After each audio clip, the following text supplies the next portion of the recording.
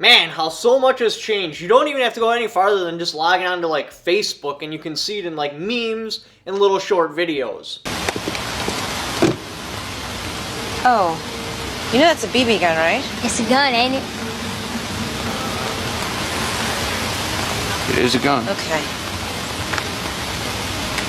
So we're going to talk about some more of the really awesome things that are happening today. There is one bad thing in there, but we'll get to that. Alright, so first things first, bump stocks. Now, a lot of people consider this a loss. Basically, it's being attacked on two fronts that I know of. There may be more, but I know of two. One, the GOA is attacking it, and then two, the FPC is attacking it. Well, the latest development in the FPC case is they lost in DC on the 3-judge panel. The GOA has already passed this point, and they're already past the en banc jury. Now, I don't fully understand how all of it works. I'm just going to come out and say that. But from what I understand, like, you have your normal court, and then if that gets appealed, then it goes up to a 3-judge panel, and then a full bench, and then there's other processes ultimately making it up to the Supreme Court. And then it needs to make it to the Supreme Court. Again, not a lawyer here, but from what I understand, even if you win in a lower court, and then that's as far as it goes, it doesn't change anything. For example, several people have beat the bump stock cases in criminal court. Does that make bump stocks legal? No, it doesn't, because the ATF determined it to be a machine gun. Until it goes all the way up to the Supreme Court and they make a ruling, nothing changes. So I think that might actually be a strategy of why they're taking this on in DC when you know you're not going to win in DC, because that's so anti-gun right there. Because they have to get past all these points to ultimately get it up to the Supreme Court. Now the GOA's case, like I said, they're past the en banc. Now the FPC's case is just getting to the en banc trial now. I'm not sure what steps happen after that, but then it will be presented to the Supreme Court, and the Supreme Court has a decision whether or not they're going to take the case or not. But if they do take the case and they rule in favor of bump stocks not being a machine gun, well then they're not anymore. Then you can legally own them. Everything's all fine and dandy. But without the Supreme Court taking the case, it doesn't really matter what happens in the lower courts. They're still illegal because the ATF determined them to be illegal. It's crazy. I'm very new to this information. Blew my mind as well. I always thought that if you win in court against, a government agent on a specific item, that item would become legal. Turns out I was wrong. So that is something you want to pay attention to, because the bump stock case does need to go to the Supreme Court to actually make a difference. So one of the bad things that happened is Polymer 80. They were also in Washington. Washington was suing them for selling unregistered firearms. They won in court, so what's going to happen? They're ordered within 30 days to pay out over $4 million to Washington. The next thing that's really relevant here is Washington put them in charge of notifying people about that, because that's always a problem. The ATF switches the rules in the middle of night. No one knows about it. So is that the government's problem that no one knows about it, or is it the consumer's problem that he didn't watch, he didn't follow the laws, he bought this thing lawfully, but because he wasn't up to date with the news, he was unaware that it is now illegal. So what they've done, because that is a problem, because all laws are supposed to be easy to follow, then everybody should know about them. If you need to be a lawyer to read it, or for some reason you're not notified that the law changed, it's not supposed to be valid. So what they did is they shifted the blame over to Polymer 80. So now it's their responsibility to notify people that, hey, you bought this, it was a lawful purchase, everything was legal, but now if you're from the state of Washington, that is no longer legal, so you have to do something about it, which is insane.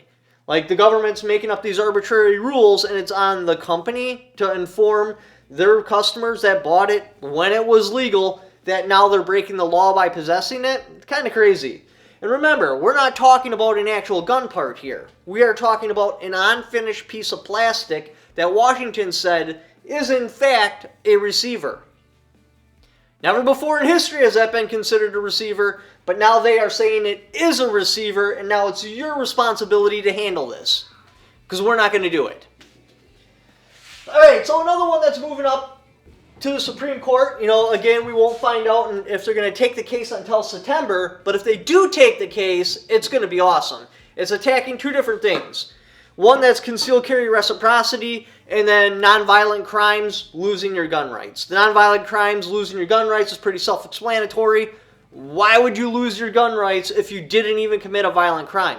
Yes, I believe strongly, shall not be infringed, and I believe that should be followed, but playing them at their own rules, why would they take firearms away from somebody who's never proven themselves to be dangerous?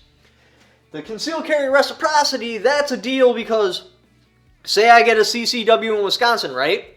Like I can carry anywhere in Wisconsin, that's all legal.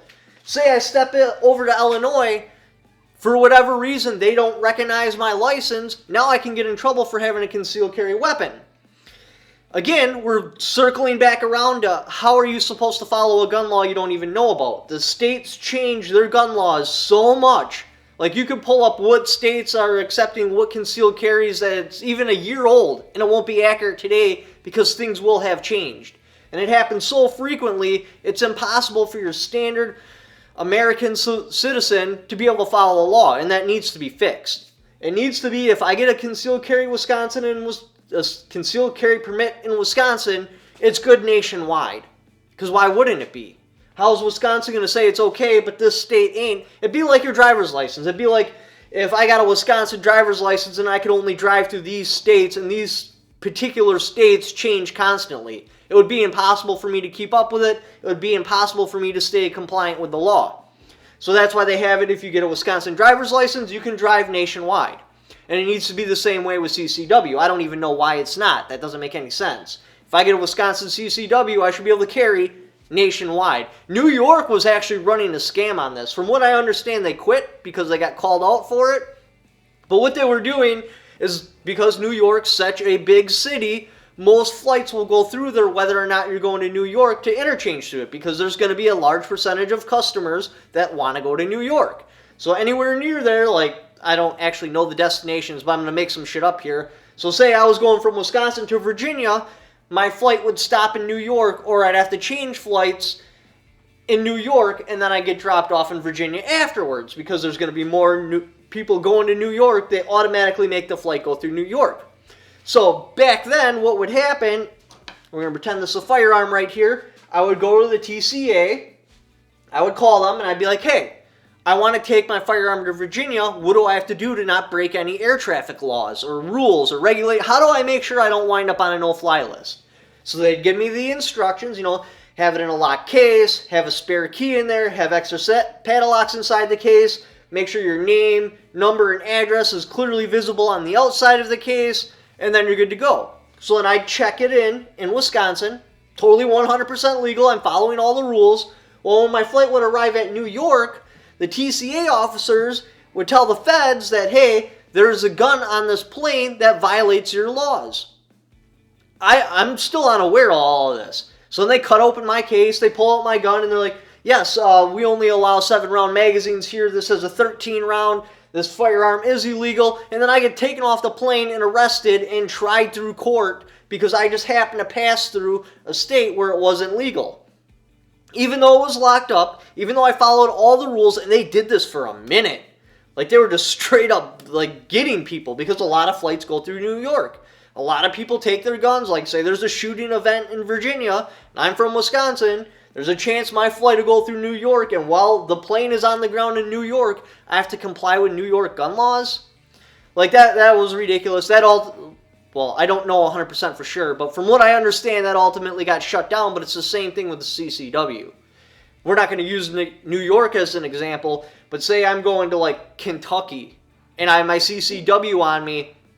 Now, again, they change the law so frequently, I don't even know if this is legal yet in Illinois, but let's pretend I have to travel and cut Chicago to be able to get to my destination.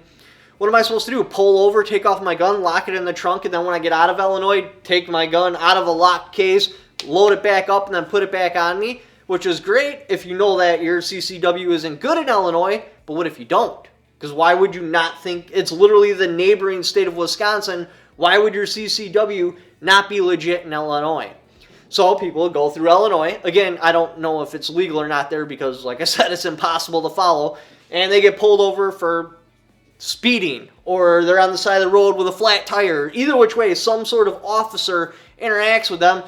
hey, I noticed you have a concealed carry sticker on the back of your car, and I kind of see a bulge on your side right there.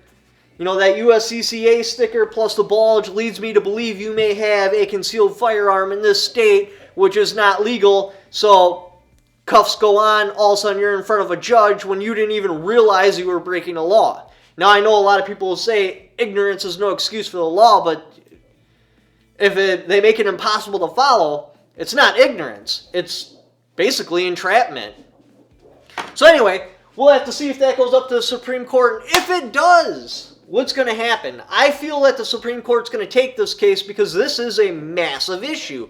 People are getting locked up and arrested every single day when they were not even willfully breaking the law. They thought they were in full compliance. So we'll have to see. I hope that goes through positively.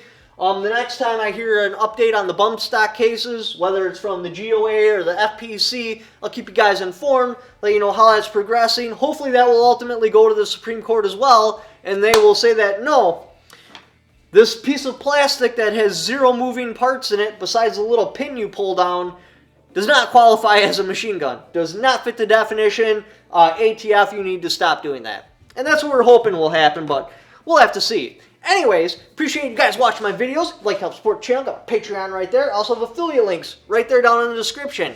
Just by clicking on that link, even if you don't buy what that particular link is for, just by clicking on it and doing the Amazon shopping you were already going to do anyway, and a little kickback for it because you came there off my channel. Thank you for watching. Don't forget to subscribe.